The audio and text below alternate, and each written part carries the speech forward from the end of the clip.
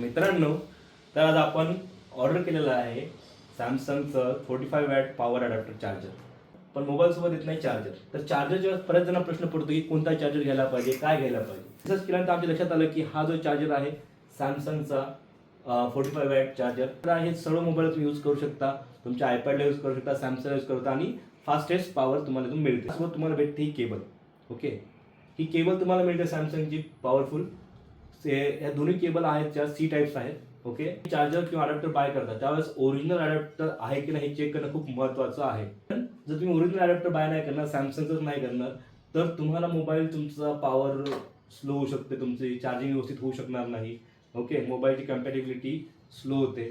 त्यामुळे आम्ही प्रेफर करतो की तुम्ही जवळपास ओरिजिनलच अडॅप्टर यूज करा.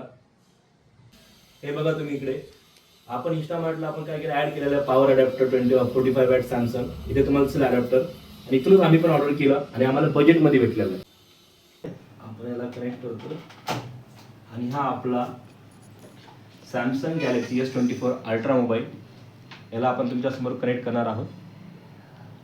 आणि आता मी कनेक्ट केलेलं आहे आणि बघा चार्जिंग इन्स्टंट स्टार्ट झालेली आहे. Thank you so much. व्हिडिओ आवडला असेल खरंच शेअर करा आणि लाईक करा.